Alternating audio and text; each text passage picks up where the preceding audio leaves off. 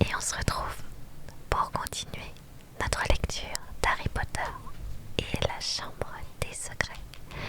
On va démarrer un nouveau chapitre ce soir. Merci à vous pour tous les cadeaux que vous m'offrez, c'est adorable et c'est très gentil. Et merci pour les follow.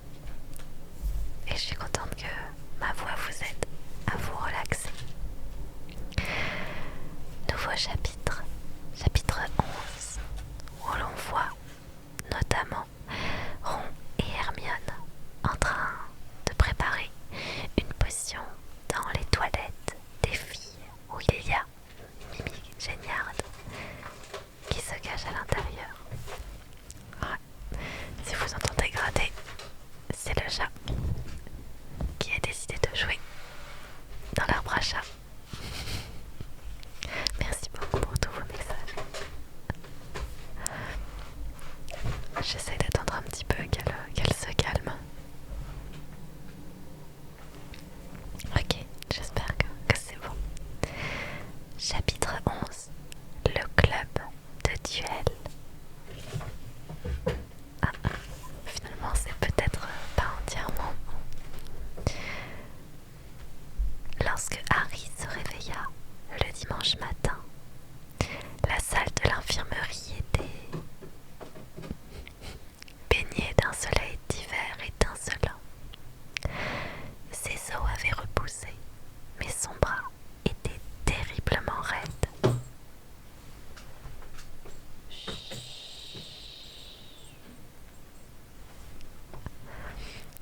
Il se redressa et jeta un coup d'œil en direction du corps pétrifié de Colin. Mais un rideau tendu autour du lit l'empêchait de voir quoi que ce soit. Voyant qu'il était réveillé, Madame Pomme-Fraîche entra avec le plateau du petit déjeuner et commença à masser, plier et tirer son bras et ses doigts aux os tout neufs. Tout est en ordre, dit-elle. Quand tu auras fini de manger, tu pourras t'en aller. Harry s'habilla le plus vite possible et se hâta de retourner dans la tour de Gryffondor pour raconter à Ron et à Hermione ce qui s'était passé pendant la nuit où ils n'étaient pas là. Harry partit à leur recherche, un peu peiné qu'il ne manifeste pas plus d'intérêt pour l'état de ses os. En passant devant la bibliothèque, il croisa Percy Weasley qui en sortait et semblait de bien meilleure humeur que la dernière fois qu'ils s'étaient rencontrés. « Salut Harry, dit-il. Très joli coup hier, vraiment remarquable. Gryffondor prend la tête de la coupe des 4 maisons. Grâce à toi, nous avons 50 points d'avance. » Merci beaucoup pour le cadeau, c'est très gentil. Tu n'aurais pas vu Ron et Hermione, demanda Harry. Non, répondit Percy. Son sourire s'effaça. J'espère que Ron n'est pas encore dans les toilettes pour filles, ajouta-t-il.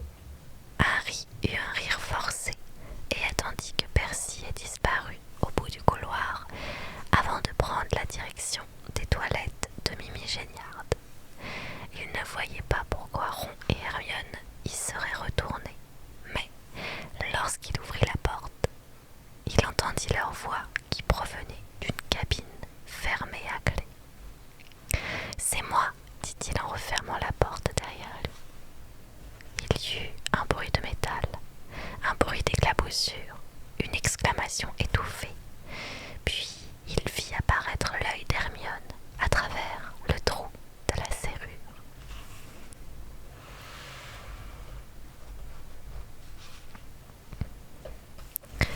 Harry, dit Hermione en ouvrant la porte, tu nous as fichu une de ces frousses. Entre, comment va ton bras?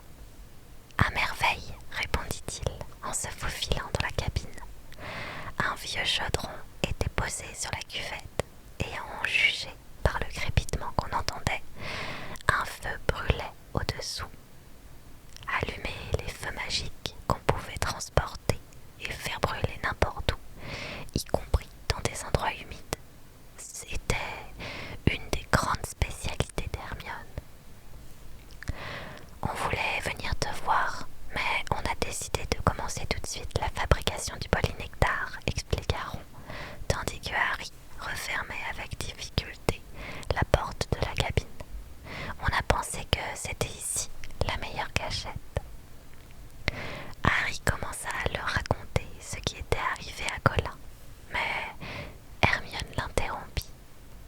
On est déjà au courant, dit-elle. On a entendu le professeur McGonagall le raconter au professeur Flitwick ce matin. C'est pour ça qu'on a voulu se dépêcher. Plus vite on obtiendra une confession de Malfoy, mieux ça vaudra, grogna Ron. Tu sais ce que je pense? Il était tellement furieux après le match de Quidditch qu'il s'est vengé sur Colin. Il y a autre chose, dit Harry en regardant Hermione jeter des touffes de polygonum dans le chaudron. Dobby est venu me voir au milieu de la nuit. Ron et Hermione se tournèrent vers lui, stupéfaits. Harry leur rapporta tout ce que Dobby lui avait dit, ou pas dit. La chambre des secrets aurait déjà été ouverte dans le passé, dit Hermione abasourdie. Tout devient clair maintenant, déclara Ron d'un ton triomphant. Lucius Malfoy a dû ouvrir la chambre quand il était à l'école. Et maintenant, il a expliqué à ce cher Drago comment faire. C'est évident. J'aurais bien voulu que Dobby te dise quel genre de monstre se cache là-dedans. Je me demande comment ça se fait que personne ne l'ait jamais vu rôder dans l'école. Il a peut-être la faculté de se rendre invisible, dit Hermione en plongeant des sangsues au fond du chaudron. Ou peut-être qu'il se déguise en armure, ou je ne sais quoi. J'ai lu quelque chose sur les ghouls caméléons. Et oui, je sais, je dis Ron et Baronne. Parce que quand j'étais petite, je pensais que ça se disait Ron, vu qu'on n'avait pas la prononciation. Et c'est resté pendant des années, donc maintenant j'arrive plus à changer. Désolée pour ça, il y a d'autres noms que j'égorge, qui ne sont pas du coup la bonne prononciation. Tu lis trop, Hermione, dit Ron en saupoudrant les sangsues de Grisophe morte. Il froissa en boule le sac de Grisophe qu'il avait vidé dans le chaudron et se tourna vers Harry. Alors comme ça, c'est à cause de Dobby qu'on n'a pas pu prendre le train et que tu t'es cassé le bras. Tu sais quoi, Harry? S'il continue à vouloir te sauver la vie, il va finir par te tuer. Le lundi matin, tout le monde savait ce qui était arrivé à Colin Grivet. Les rumeurs et les soupçons se multipliaient et les élèves de première année ne se déplaçaient plus qu'en groupe par peur d'être attaqués s'ils s'aventuraient seuls dans le château. Ginny Weasley, qui était toujours assise à côté de Colin Grivet au cours de sortilège, était bouleversée. Fred et George avaient essayé de lui rendre sa bonne humeur en se couvrant de peau de bête et en se cachant derrière des statues pour lui sauter dessus par surprise. Mais ils durent mettre fin à leurs efforts lorsque Percy, au bord de l'apoplexie, menaça d'écrire à Madame Weasley et de lui raconter qu'il faisait tout pour donner des cauchemars à Ginny.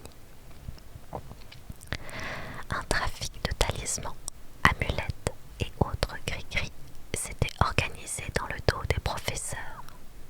Neville Londubat avait déjà acheté un gros oignon vert malodorant, une pointe de cristal violet et une queue de salamandre en décomposition lorsque ses camarades de Gryffondor lui firent observer qu'il ne courait aucun danger puisqu'il appartenait à une famille de sorciers au sang pur.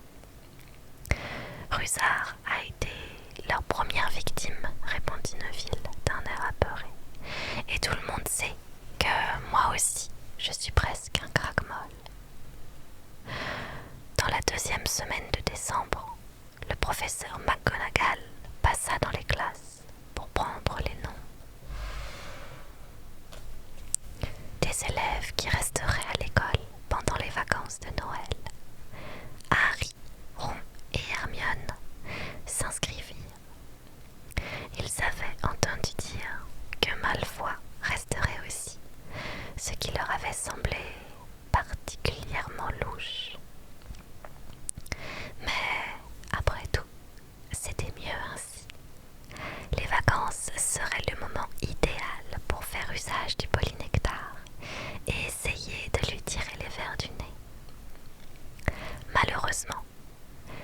potion n'était qu'à moitié faite. Il leur fallait encore une corne de bicorne et une peau de serpent d'arbre du Cap. Or, le seul endroit où ils pouvaient en trouver était l'armoire personnelle de Rogue. Mais en son fort intérieur, Harry préférait affronter le monstre légendaire de Serpentard plutôt que d'être surpris en train de voler quelque chose dans le bureau de Rogue. Il faudrait faire une diversion, dit Hermione, et pendant ce temps-là, l'un d'entre nous se glissera dans le bureau de Rogue pour prendre ce qu'il nous faut. Harry et Ron la regardèrent d'un air inquiet. Je crois qu'il vaut mieux que ce soit moi qui aille voler les ingrédients, poursuivit Hermione du ton le plus naturel. Vous deux, vous seriez renvoyés si vous faisiez prendre, mais moi, je n'ai jamais eu d'ennui. Je risque moins gros. Il vous suffira de provoquer assez de chahut pour occuper Rogue pendant 5 bonnes minutes. Harry eut un faible sourire. Provoquer un chahut au cours de Rogue était à peu près aussi facile que de réveiller un dragon endormi en lui crevant l'œil. Le cours commun de potions avait lieu le jeudi après-midi dans un des plus grands cachots du château. Le cours commença de la façon habituelle. Une vingtaine de chaudrons bouillonnaient entre les tables sur lesquelles étaient disposées des balances et des bocaux d'ingrédients. Rogue circulait parmi les vapeurs fétides en faisant des remarques acerbes aux élèves de Gryffondor sous les ricanements des Serpentards. Drago Malfoy, le chouchou de Rogue, bombardait Ron et Harry avec des yeux de poisson qu'il tenait dans un bocal, en sachant qu'ils écoperaient d'une retenue si jamais il s'avisait d'en faire autant. La potion d'enflure que Harry avait préparée était beaucoup trop liquide, mais quelque chose de beaucoup plus important lui occupait l'esprit. Il attendait le signal d'Hermione et entendit à peine Rogue quand celui-ci vint se moquer de sa potion trop claire. Lorsque Rogue s'éloigna,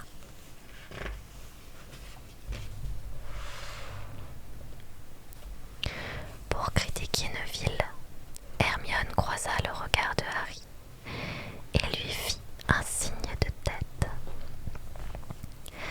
Harry se pencha alors derrière son chaudron, sortit de sa poche un pétard du docteur Flibuste et lui donna un petit coup de baguette magique. Le pétard commença à crépiter, sachant qu'il n'avait plus que quelques secondes. Harry se redressa et lança le pétard dans le chaudron de Goyle. La potion de Goyle explosa aussitôt en aspergeant toute la classe. Les élèves atteints par les projections de potions d'enflure se mirent à hurler. Malfoy en reçut en plein visage et son nez commença à enfler comme un ballon. Goyle tourna sur lui-même, les mains sur ses yeux qui avaient maintenant la taille d'une assiette. Rogue, qui n'avait pas compris ce qui s'était passé, essayait sans succès de ramener l'ordre. Dans la confusion qui régnait à présent, Harry vit Hermione se glisser hors de la classe.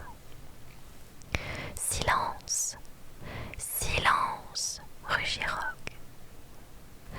Ceux qui ont reçu de la potion, venez tout de suite prendre un antidote, et quand je saurai qui a fait ça. Harry s'efforça de ne pas éclater de rire lorsqu'il vit Malfoy s'avancer vers Rogue en penchant sa tête sous le poids de son nez qui avait la grosseur d'un melon. Pendant que la moitié des élèves de la classe allaient prendre une gorgée d'antidote pour faire revenir bras, jambes ou oreilles à leur taille antérieure, Hermione revint discrètement dans la classe, portant quelque chose sur sa robe. Quand tout le monde eut retrouvé son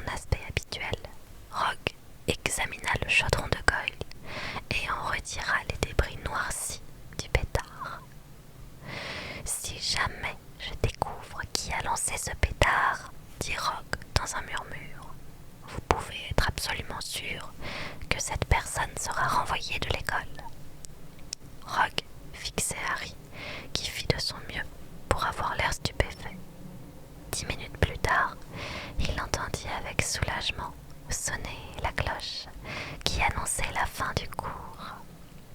« Il sait que c'était moi », dit Harry à Ron et à Hermione sur le chemin des toilettes de Mimi Géniard. « Je l'ai vu dans son regard. »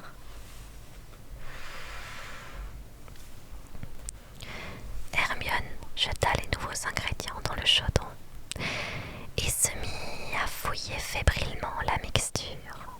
« Ce sera prêt dans une quinzaine de jours, dit-elle d'un ton joyeux.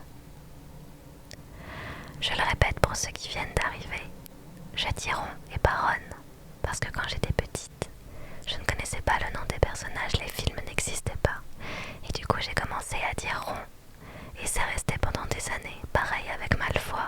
Je dis Malfoy au lieu de Malfoy, parce que c'est comme ça que je le lisais quand j'étais petite, et que c'est resté pendant des années. Donc je suis désolée si ça peut vous énerver ou ne pas vous aller, mais malheureusement je ne pourrais pas changer la prononciation parce que pour moi c'est comme ça que se prononce le nom des personnages, vu que c'était dans mon univers à moi.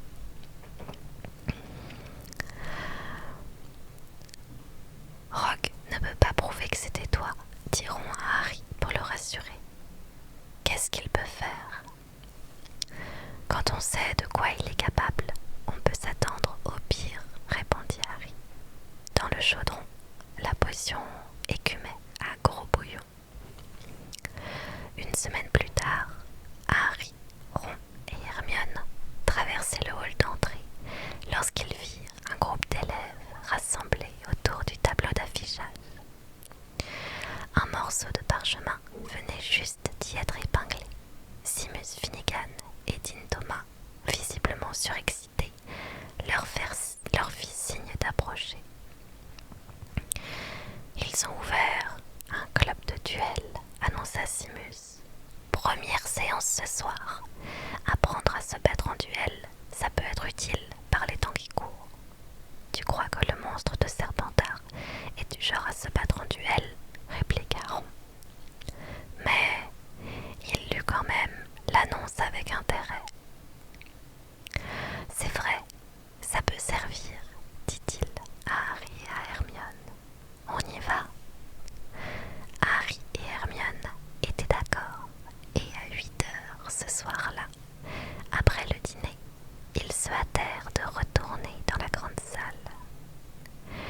Les longues tables avaient disparu, et une estrade dorée avait été installée contre le mur, éclairée par des milliers de chandelles qui flottaient dans l'air. Sous le plafond, qu'on aurait dit tendu de velours noir, la quasi-totalité des élèves s'étaient rassemblés, la baguette à la main, et l'air surexcité. Je me demande qui va être le prof, dit Hermione. Quelqu'un m'a dit que Flitwick était un champion de duel quand il était jeune. Ce sera peut-être lui. Du moment que ce n'est pas, commença Harry, mais il s'interrompit dans un grognement. Et oui, en effet, j'ai mes ongles qui repoussent. Mais ça coûte cher d'aller refaire ses ongles. J'en ai même perdu un. Et pour le moment, j'ai pas eu le temps d'y aller ni les sous. Donc désolé, faudra faire avec les petits potes. Ou alors n'hésitez pas à donner beaucoup d'argent pour que j'aille plus vite refaire mes ongles. Mon PayPal est ouvert. Gilles de Roy-Lockhart venait d'apparaître sur l'estrade, élégamment vêtu d'une robe violette, et accompagné de Rogue, toujours habillé de noir, comme à son habitude. Lockhart agita la main pour demander le silence. « Approchez-vous, approchez-vous. Tout le monde me voit, tout le monde m'entend. Parfait. Le professeur Dumbledore m'a donné l'autorisation d'ouvrir ce petit club de duel pour vous enseigner des méthodes de défense au cas où vous auriez besoin de faire face à une agression quelconque, comme cela m'est arrivé d'innombrables fois. Pour de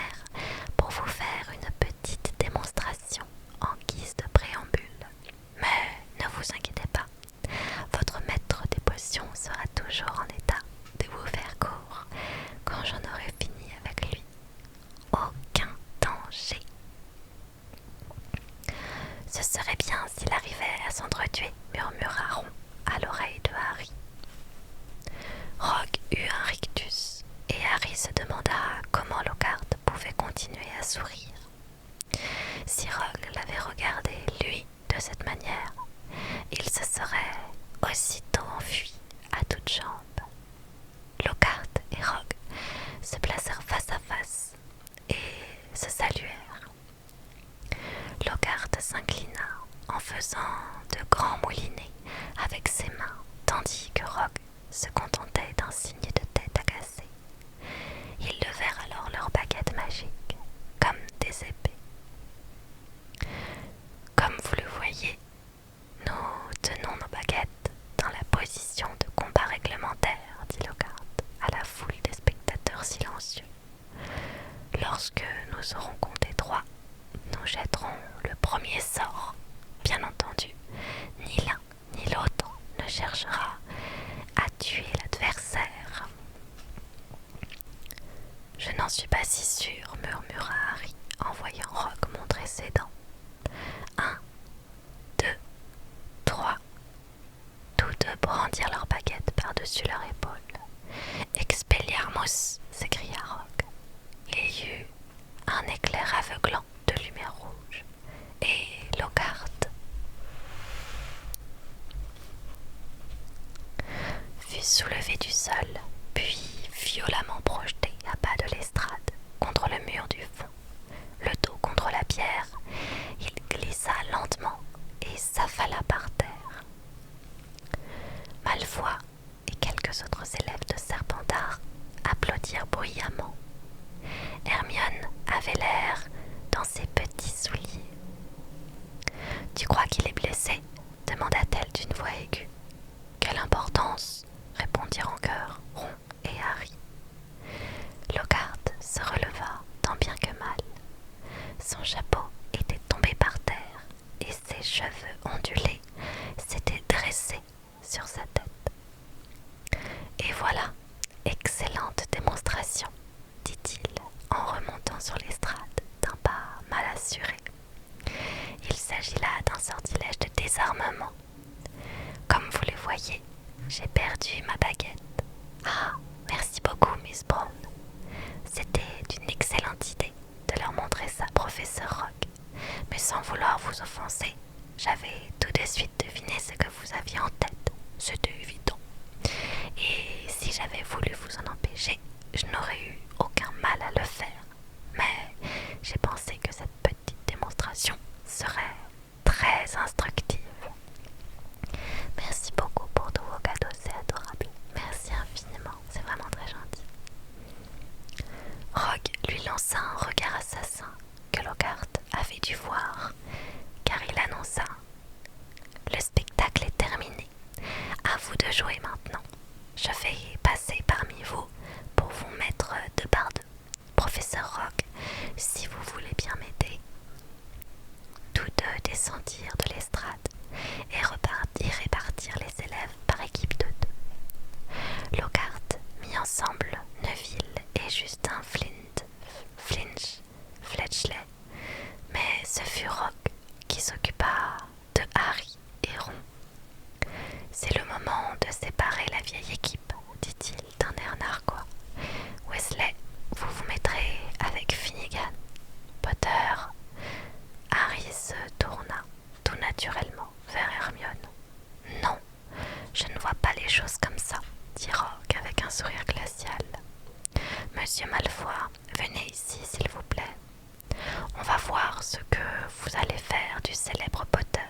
Et vous, Miss Granger, vous ferez équipe avec Miss Bulstrode. » Malfoy s'avança avec un sourire ironique. Derrière lui, Harry vit une élève de Serpentard qui lui rappelait une illustration de vacances avec les harpies. Elle était grande, avec des épaules carrées et une mâchoire proéminente. Hermione lui adressa un faible sourire, auquel elle ne répondit pas.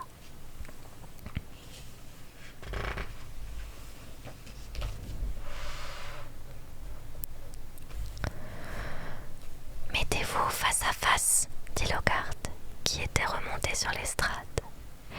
Et n'oubliez pas de saluer. Harry et Malfoy se firent un bref signe de tête, sans se quitter des yeux. Attention, levez vos baguettes, cria Lockhart. À 3, jetez un sort pour désarmer votre adversaire. Je dis bien pour « désarmer ». Nous ne voulons pas d'accident. 1, 2,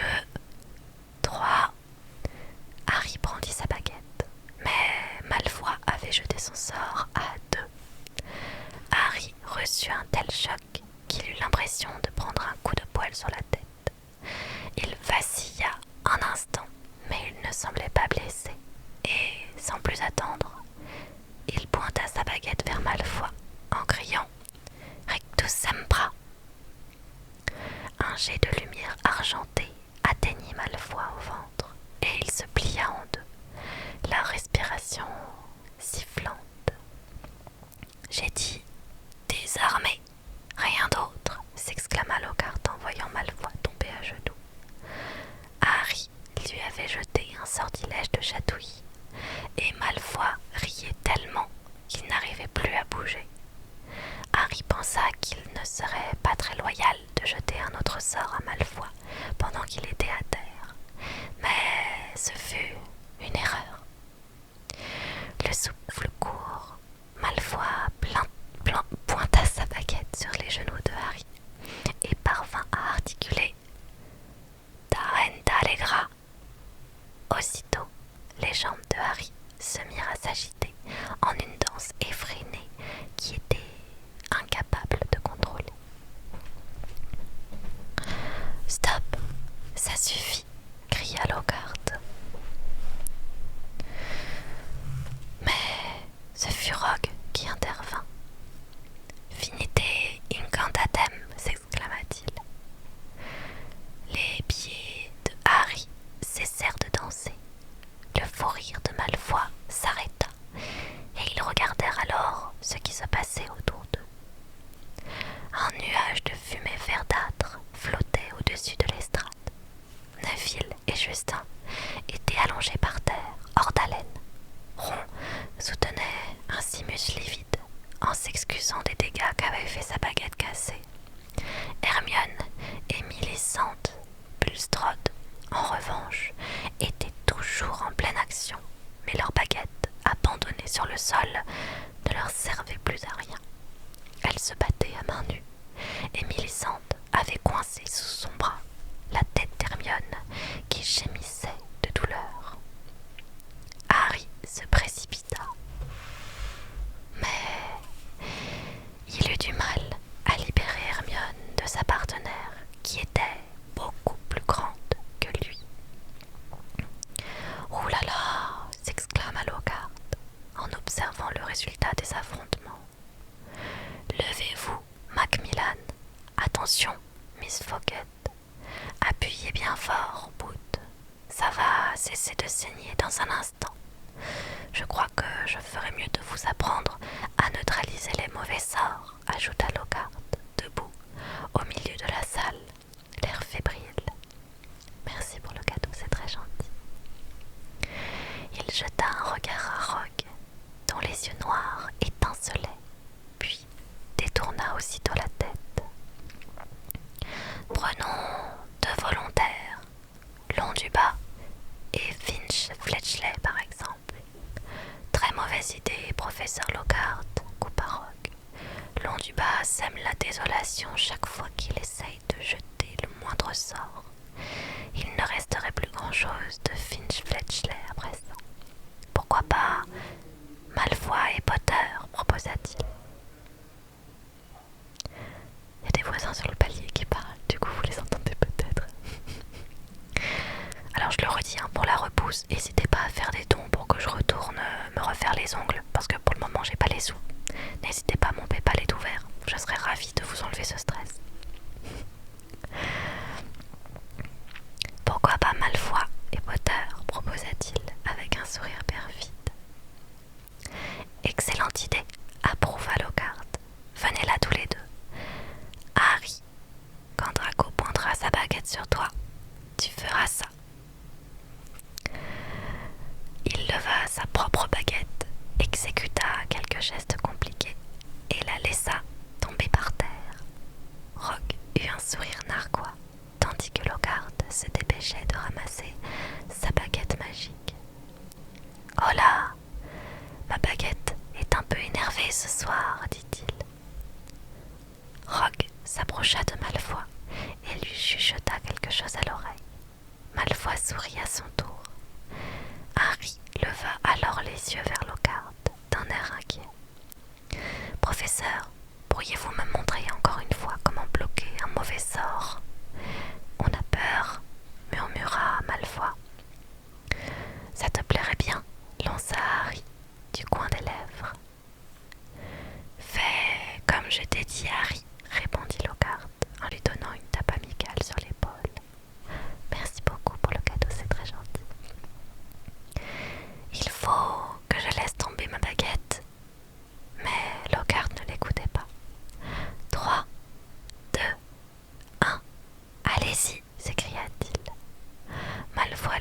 aussitôt sa baguette magique et s'exclama: Serpent Sordia! L'extrémité de sa baguette explosa, abasourdi.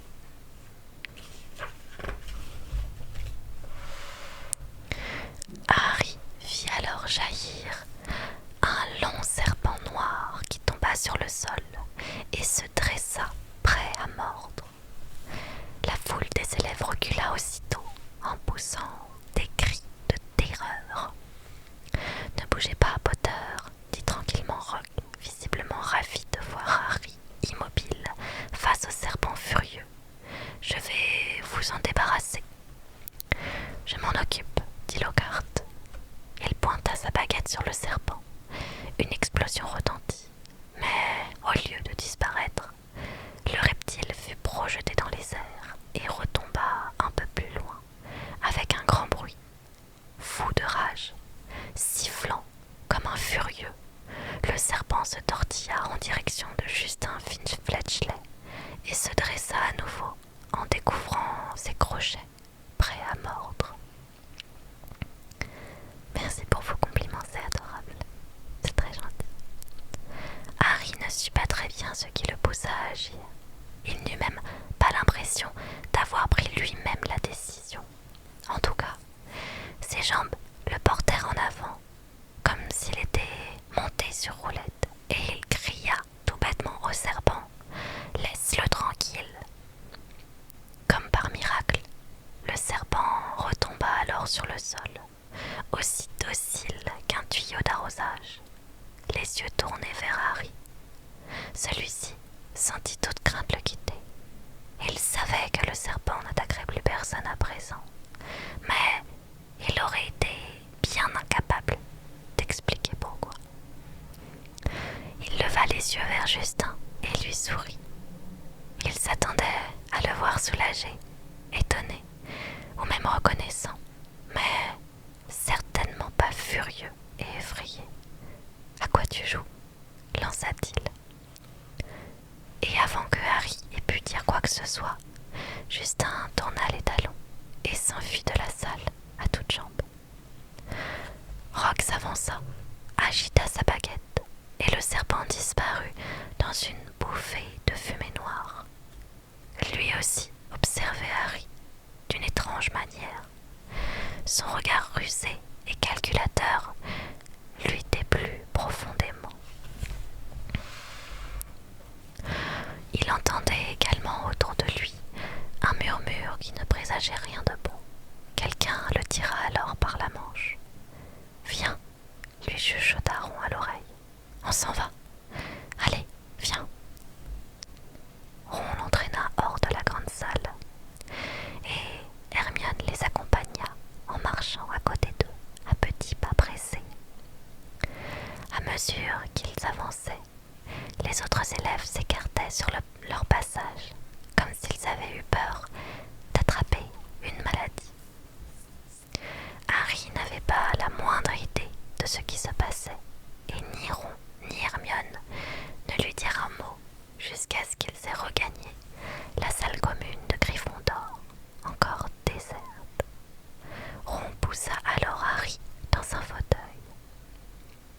« Tu es un fourche-langue, dit-il.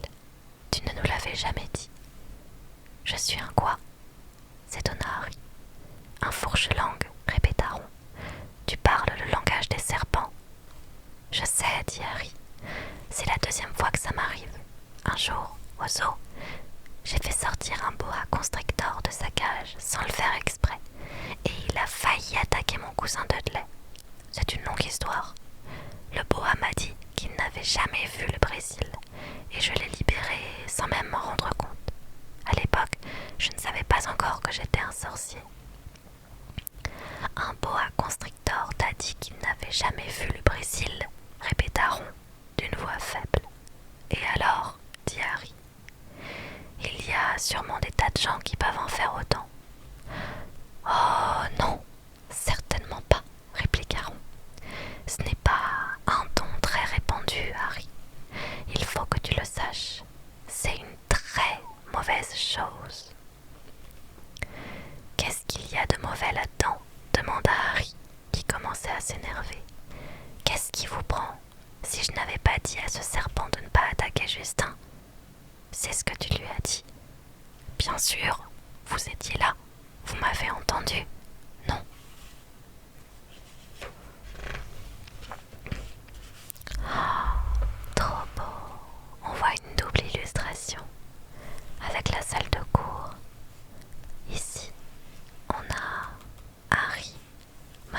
le serpent qui apparaît de la baguette de Malfoy. Et on a Flinch ici, qui se fait attaquer par le serpent. On a tous les élèves autour, qui se lancent les sorts les uns les autres. Ici, on a Hermione, qui se bat à la main contre son adversaire, j'ai oublié le nom. C'est magnifique. Et oui, je dis Ron et Malfoy parce que quand j'étais petite, je les lisais comme ça. Je ne savais pas comment ça se prononçait et c'est resté pendant des années. Donc la prononciation n'est pas bonne. Mais je continuerai avec cette prononciation-là parce que du coup, je me suis habituée, je suis navrée. Je t'ai entendu parler fourche-langue, diront. La langue des serpents. Tu aurais pu raconter n'importe quoi. Personne n'y aurait rien compris. Pas étonnant que Justin ait paniqué. On aurait dit que tu encourageais le serpent à attaquer. C'était vraiment effrayant. Harry le regarda bouche bée. J'ai parlé une autre langue. Je ne m'en suis pas rendu compte. Comment pourrais-je parler une autre langue sans m'en apercevoir? Ron hocha la tête. Hermione et lui faisaient une tête d'enterrement. Harry, pourtant, ne comprenait pas ce qu'il y avait de si terrible. Vous pouvez m'expliquer ce qu'il y a de mal à empêcher un gros serpent répugnant d'arracher la tête de Justin, dit-il. Quelle importance que je l'ai fait comme ça ou autrement. Vous auriez préféré que Justin finisse au club des chasseurs sans tête. Justement, ça a de l'importance, dit Hermione, qui parla enfin d'une voix sourde. Tout simplement parce que la célébrité de Salazar Serpentard vient du pouvoir qu'il avait de parler aux serpents. C'est pour ça que la maison des Serpentards est symbolisée par un serpent. Harry resta bouche bée. Exactement, diront. Et maintenant, tout le monde va croire que tu es son arrière petit-fils. Mais c'est faux, protesta Harry, saisi soudain d'un sentiment de panique inexplicable. Tu auras du mal à le prouver, dit Hermione. Il a vécu il y a environ 1000 ans. Pour ce qu'on en sait, tu pourrais très bien être son descendant. Harry resta éveillé des heures entières cette nuit-là. À travers une fente de son baldaquin, il voyait la neige tomber devant la fenêtre de la tour. Pouvait-il vraiment être un descendant de Salazar Serpentard? Après tout, il ne savait rien de la famille de son père. Les Dursley lui avaient toujours interdit de poser des questions sur les sorciers de sa famille. Merci beaucoup, c'est très gentil.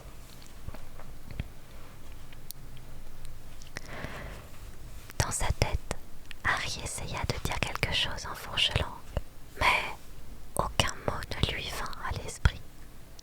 Il fallait sans doute qu'il se trouve face à un serpent pour pouvoir le faire. Pourtant, je suis un Gryffondor, pensa-t-il. Jamais le joyau magique ne m'aurait envoyé dans cette maison si j'avais eu du sang de la famille Serpentard. Mais au début, le joyau voulait t'envoyer à Serpentard, souviens-toi, lui rappela une petite voix désagréable dans sa tête. Harry se retourna dans son lit.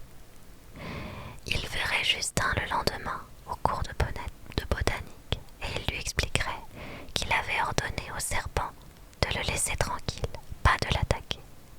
N'importe quel imbécile aurait dû s'en rendre compte, non. Mais le lendemain, la neige s'était transformée en un blizzard si épais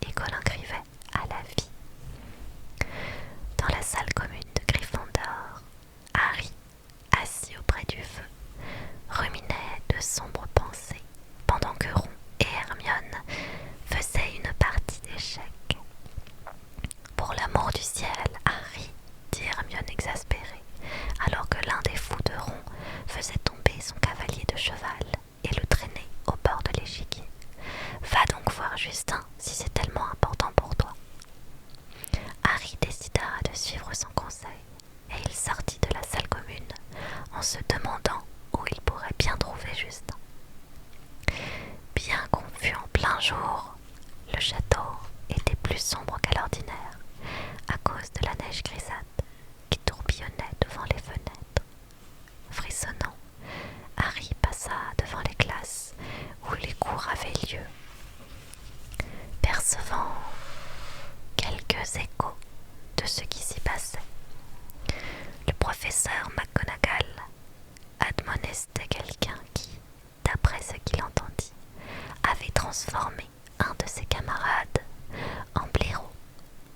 Résistant à l'envie d'aller jeter un coup d'œil, il poursuivit son chemin. Il pensait que Justin profitait peut-être du cours annulé pour rattraper son travail en retard, et il se rendit d'abord à la bibliothèque. Plusieurs élèves de Poufsouffle qui auraient dû partager avec Gryffondor le cours de botanique étaient assis au fond mais ne semblaient pas travailler. Entre les longues et hautes rangées de livres, Harry les voyait arborés dans une conversation apparemment très sérieuse, leurs têtes penchées tout près les unes des autres. De l'endroit où ils se trouvaient, il n'arrivait pas à voir si Justin se trouvait parmi eux. Il s'approcha et entendit alors quelques bribes de ce qu'il disait. Caché par des étagères, il s'arrêta pour écouter plus attentivement. J'ai conseillé à Justin de se cacher dans le dortoir, expliquait un des élèves, un gros garçon costaud. Si Potter l'a choisi comme prochaine victime, il vaut mieux qu'il se fasse remarquer le moins possible. Justin s'y attendait depuis qu'il a raconté à Potter qu'il était né dans une famille de moldus. Justin lui a dit que normalement, il aurait dû aller à Eton. Ce n'est pas le genre de choses dont il faut se vanter devant un héritier de Serpentard, non. Alors, d'après toi, Ernie, ce serait vraiment Potter? Demanda d'un air anxieux une fille aux nattes blondes. Réfléchis, Anna, répondit le gros garçon. Il parle fourche-langue. Il n'y a que les adeptes de la magie noire qui en sont capables. Tout le monde sait ça. Tu connais d'honnêtes sorciers qui parlent aux serpents, toi. Serpentard était lui-même surnommé Langue de serpent. Un murmure général s'éleva autour de la table. Souviens-toi de ce qui était écrit sur le mur. Ennemi de l'héritier, prenez garde. Potter a eu des ennuis avec Rusard, et comme par hasard, c'est le chat de Rusard qui a été attaqué en premier. Grivet a énervé Potter en prenant des photos pendant le match de Quidditch, surtout quand il était allongé dans la boue avec son bras cassé. Et tout de suite après, Grivet devient la deuxième victime. Il a l'air tellement gentil pourtant, dit Anna, qui ne paraissait pas encore tout à fait convaincue. Et puis, c'est quand même lui qui a fait disparaître tu sais qui. Il ne peut pas être si mauvais que ça. Ernie baissa la voix, l'air mystérieux, obligeant les autres à se rapprocher. Harry s'avança un peu plus pour entendre ce qu'il disait. Personne ne sait comment il a survécu à cette attaque de tu sais qui, reprit Ernie. Il n'était qu'un bébé quand c'est arrivé. Normalement, il aurait dû être réduit en miettes. Seul un mage noir très puissant pouvait survivre à un tel maléfice. C'est sans doute pour ça que tu sais qui voulait le tuer. Il ne voulait pas qu'un autre seigneur des ténèbres vienne lui faire concurrence. Je me demande quels sont les autres pouvoirs secrets de Potter. Harry ne put en supporter davantage. Il s'éclaircit bruyamment la gorge et sortit de sa cachette. Alors oui, pour répondre à ta question, je live tous les soirs à partir de 23h. Je lis un chapitre de Harry Potter et ensuite je joue à un jeu narratif. En ce moment, c'est Love is Blind. Et merci beaucoup pour tous vos messages, c'est adorable.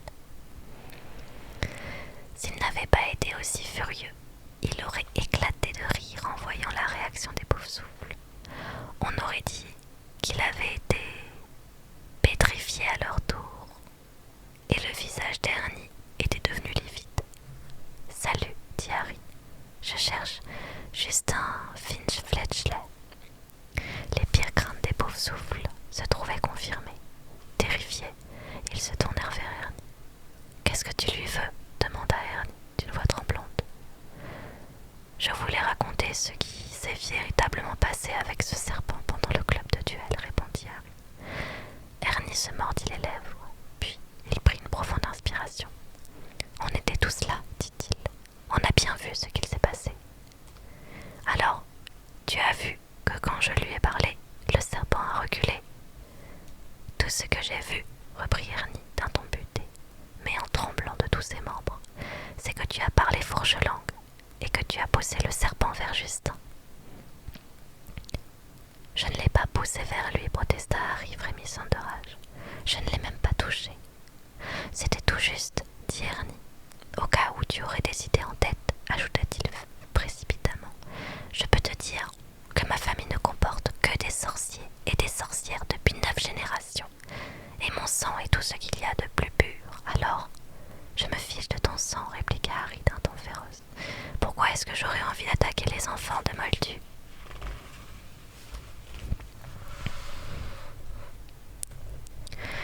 J'ai entendu dire que tu détestes les Moldus chez qui tu vis, répondit Ernie. Il est impossible de ne pas détester les Dursley quand on vit chez eux. Essaye, et tu verras. Il tourna les talons et sortit de la bibliothèque, s'attirant un regard réprobateur de Madame Pince, occupée à astiquer la reliure dorée d'un gros grimoire. Harry suivit le couloir d'un pas chancelant. Il était tellement en colère qu'il ne savait plus très bien où il allait. Il se cogna alors contre quelque chose de très grand et de très dur qui le projeta par terre. « Oh, bonjour Hagrid » dit Harry en levant les yeux. Le visage de Hagrid était presque entièrement caché derrière un passe-montagne de laine couvert de neige, mais on ne pouvait le confondre avec quelqu'un d'autre, car il occupait presque toute la largeur du couloir dans son manteau en peau de taupe. Un coq-mort qu'il tenait par les pattes pendait de sa main gantée. « Ça va, Harry ?» demanda Hagrid, qui avait relevé son passe-montagne pour pouvoir lui parler. « Comment ça se fait que tu ne sois pas en classe ?»« Le cours a été annulé, » répondit Harry en se relevant. « Qu'est-ce que vous faites là ?» Hagrid montra le coq inanimé. « Le deuxième qu'on me tue ce trimestre, » expliqua-t-il. « C'est soit les renards, soit un gobelin buveur de sang, et j'ai besoin d'une autorisation du directeur pour jeter un sort de protection autour du poulailler. » Sous ses sourcils broussailleux, parsemés de flocons de neige, ses yeux observèrent Harry plus attentivement. « Tu es sûr que tu vas bien ? Tu m'as l'air d'être en colère et d'avoir des soucis en tête. » Harry ne pouvait se résoudre à répéter ce que les élèves de Poufsouffle venaient de dire de lui. « Ce n'est rien, répondit-il. Il vaut mieux que j'y aille, Hagrid.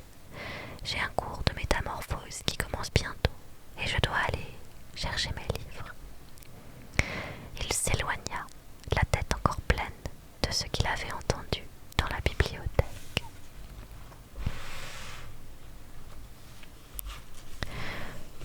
Justin s'y attendait depuis qu'il a raconté à Potter qu'il était né dans une famille de moldus.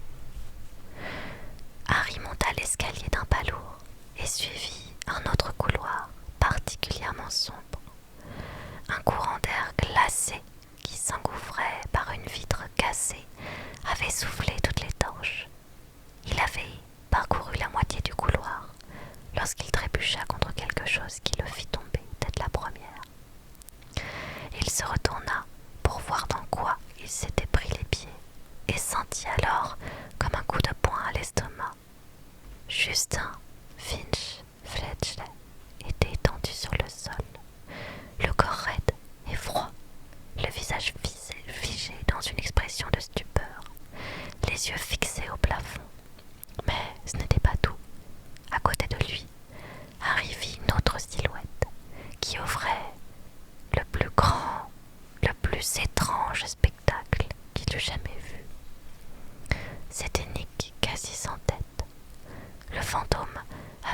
perdu sa couleur gris-perle et sa transparence.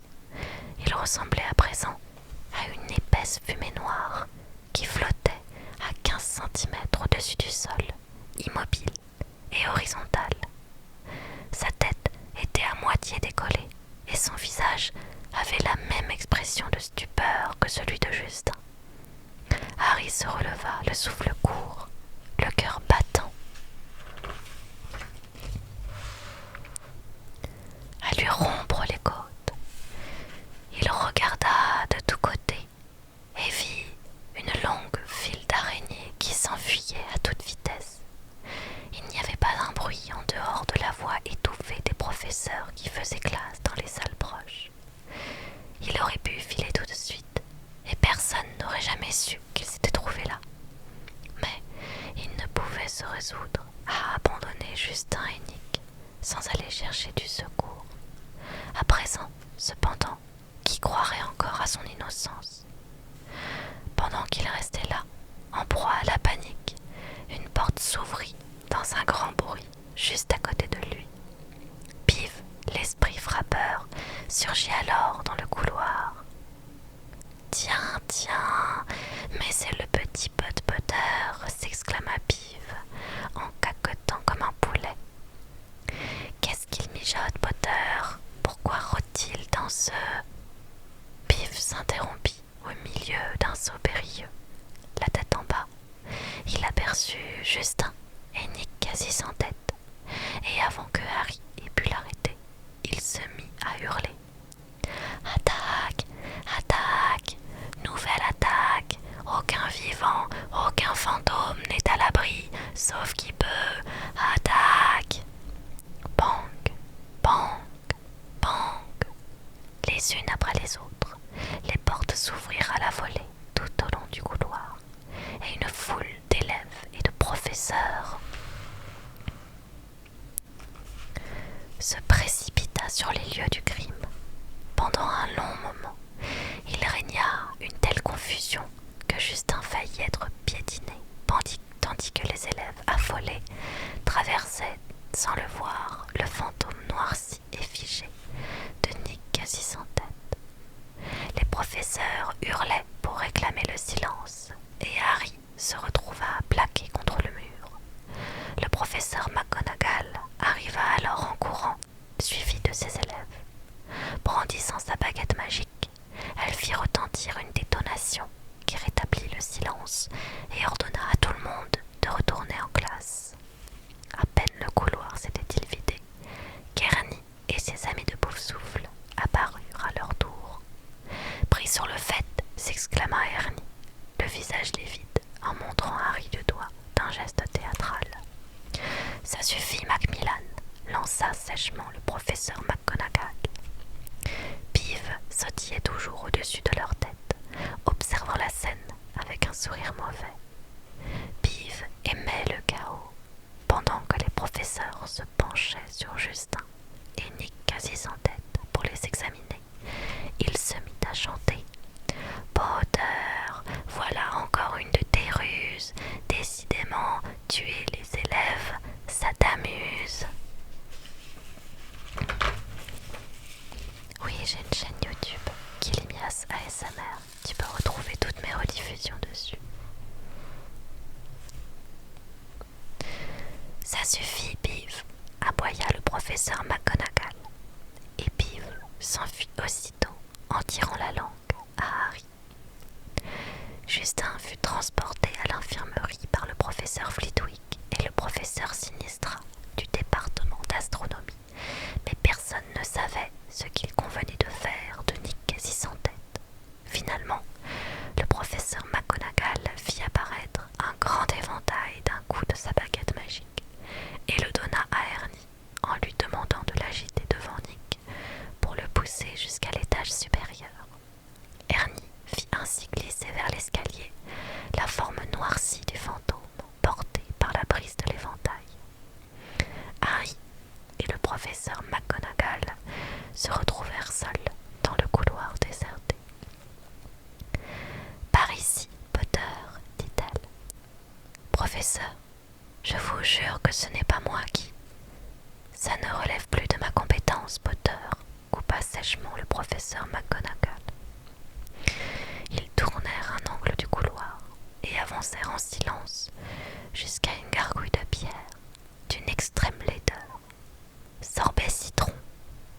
professeur. C'était un mot de passe. La gargouille s'anima soudain et fit un pas de côté. Derrière elle, le mur s'ouvrit pour les laisser passer. Malgré sa terreur à l'idée de ce qui l'attendait, Harry ne put s'empêcher d'être émerveillé. Derrière le mur s'élevait un escalier en colimaçon qui tournait lentement sur lui-même, comme un escalator. Lorsque le professeur McGonagall et lui s'avancèrent sur les marches, le mur derrière eux se referma avec un bruit sourd. Ils s'élevèrent sans effort en cercles successifs qui les emmenèrent de plus en plus haut.